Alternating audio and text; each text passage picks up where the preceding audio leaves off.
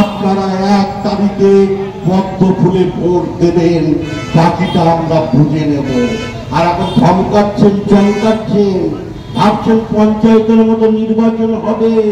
সেগুড়ে বালি পঞ্চায়েতের মতো নির্বাচন হচ্ছে না। দিল্লি থেকে দাদার পুলিশ আসছে, দিদির পুলিশ থাকবে না। 6 দফায় তৃণমূলের ছটফটানি, 7 দফায় তৃণমূলের দফারফা হয়ে যাবে। আমার মা বোনেদের বলে যাব, ভেবিয়ার মানুষকে বলে যাব, তৃণমূলের কোন হারমাত উন্মাদ কেউ যদি বুথ দখল করতে আসে, প্রথমে ওকে গাছে বেঁধে রাখবেন, মা বোনেদের দিয়ে আচ্ছা করে ধোলাই পেটাই করে ওই কেন্দ্রীয় বাহিনীর হাতে তুলে দেবেন। বাকিটা ভারতীয় জনতা পার্টি, বসিরহাটের ভারতীয় জনতা পার্টি দেখে নেবে, বুঝে নেবে। এবারে এদের কোনো চোখ রাঙানি আমরা বরদাস্ত করব না। চোখ দিয়ে চোখ নয়, এবারে নির্বাচনে চোখ দিয়ে আমরা আগুন বার করব। ওই আগুনে তৃণমূল কংগ্রেস পুড়ে ছারখার হয়ে যাবে। বেরোতে চাইলেন, দেখুন পুলিশ যেভাবে চটিচাটা পুলিশ হয়েছে, মমতার পুলিশ হয়েছে, সন্দেশখালীতে ভারতীয় জনতা পার্টির কার্যকর্তাদের মিথ্যা কেস দিয়ে যেভাবে ফাঁসাচ্ছে, ওরা পুরুষ শূন্য করতে চাইছে। তাই সন্দেশখালী তথা বসিরহাটের মা বোনেরা বলছে যে এরা পুরুষ শূন্য করে ভোট রিগিং ছাপ্পা করতে চাইছে।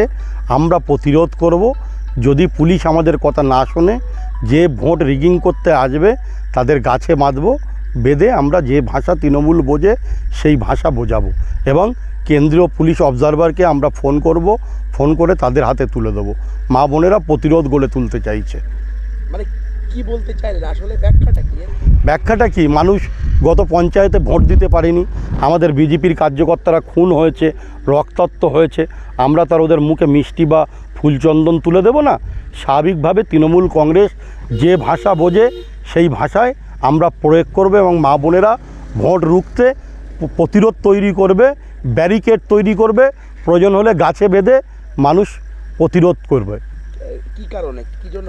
ভোট রিগিং রুখতে ওরা এখন পুলিশকে দিয়ে মিথ্যা কেস দিয়ে মানুষকে ফাঁসাচ্ছে, আমাদের বিজেপির কার্যকর্তাদেরকে সমস্ত জেলে পোড়ার চেষ্টা করছে, ওরা পুরুষ শূন্য করতে চাইছে।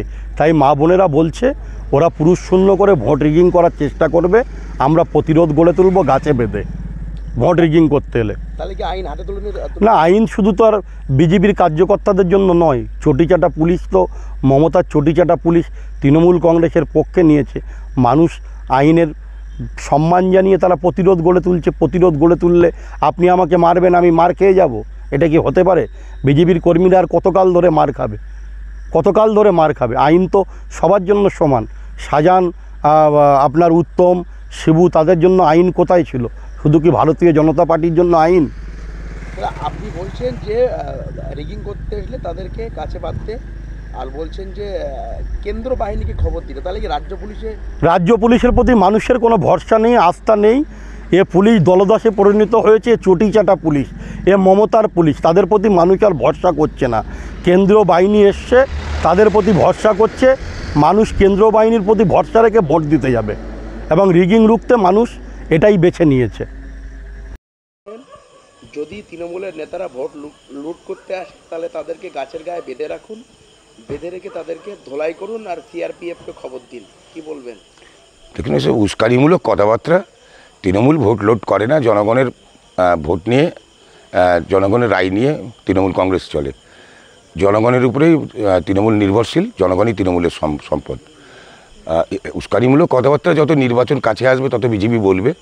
কারণ বসিরহাটের লোকসভা ভোটে ওরা জানছে ওরা হেরে গেছে। কয়েক লক্ষ ভোটের ব্যবধানে এখানে হাজী নুরুল ইসলাম সাহেব তৃণমূল কংগ্রেসের প্রার্থী জিতবে, এটা ওরা ওদের কাছে পরিষ্কার চিত্র। তার জন্য ওরা ভুল বকছে। যত অসভ্য বর্বর, মানে কি বলবো, একেবারে মানে থার্ড ক্লাস সমাজের মানে ফালতু লোকেরা, তারাই তো বিজেপিটা করে। বিজেপি কোনো ভদ্রলোককে করতে দেখেছেন আশপাশে? আপনার নাম পরিচয়? আমি এটিএম আবদুল্লাহ, বসিরহাট উত্তর বিধানসভার তৃণমূল কংগ্রেসের চেয়ারম্যান।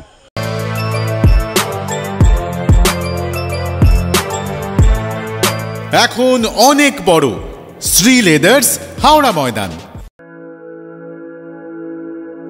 আপনি কি জটিল কিছু সমস্যায় ভুগছেন? সমাধান পেতে চান? যোগাযোগ করুন প্রখ্যাত জ্যোতিষ ও তান্ত্রিক মনসারাম ভট্টাচার্যের কন্যা মনসা কন্যার সাথে।